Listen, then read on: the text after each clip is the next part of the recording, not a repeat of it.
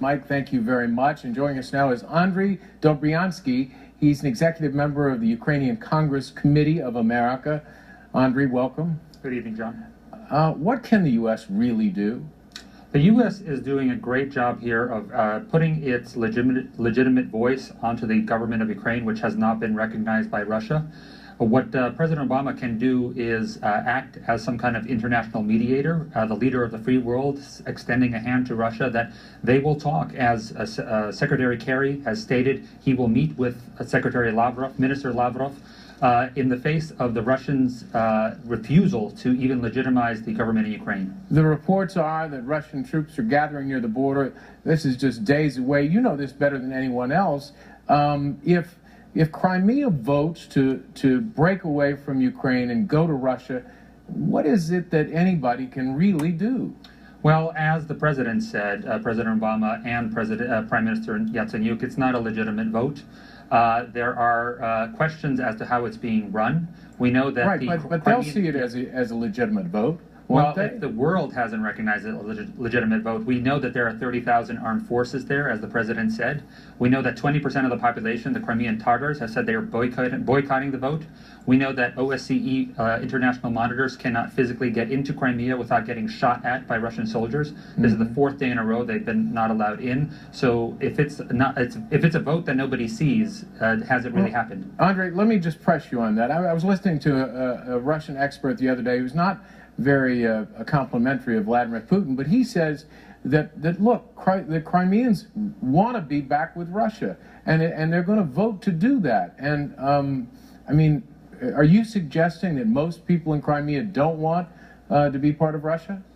Yes. In fact, oh, you are. In fact, there was a referendum in Ukraine at the end of the Soviet Union asking whether Crimea wanted to be part of Ukraine or what, and a vast majority, over 70%, said that they wanted to be part of Ukraine. So you believe if this vote happens and it goes towards Russia's way, that you say it's a phony vote? It's a sham vote altogether, and it doesn't make any sense for Russia either. Crimea is one of the poorest regions of Ukraine, and it needs a lot of subsidies by the mainland to exist.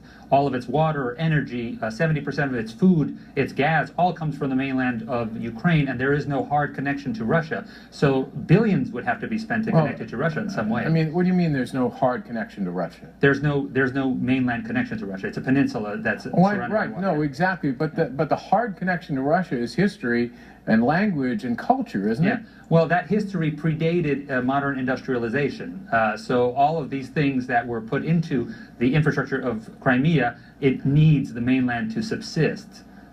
It can't do it without it, and there's no plan right now to do it without Ukraine's support.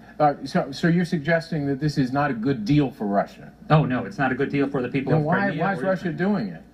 That's the million-dollar question. I can point to a whole host of international experts and bloggers and everybody on all over the place who could have sworn that Mr. Putin would never do something like this, and now we're all puzzled as to what's the next step. I mean, it does sound like the next step is a vote, and if you lose that vote, then what happens?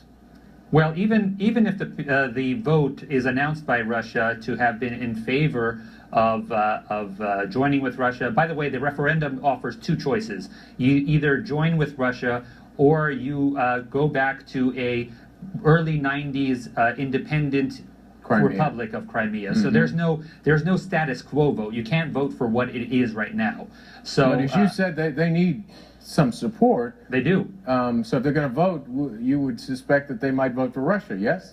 Well, right now, what Russia is offering on the airwaves, they have cut off all of international news and Ukrainian news and just broadcast Moscow state news in Crimea. What they are hearing from the Russians is that their incomes, their salaries will quadruple from what they currently are. And this is a very impoverished area again. So if, say, an impoverished area of the United States was offered 4 times their annual salary, I'm sure even areas of impoverished areas of the United States would secede. Yeah. Well, Andrij, it's great to talk with you. Thanks for sharing your insight. We appreciate it. Thank you, John. And now to the mystery of the Malaysia Airlines flight.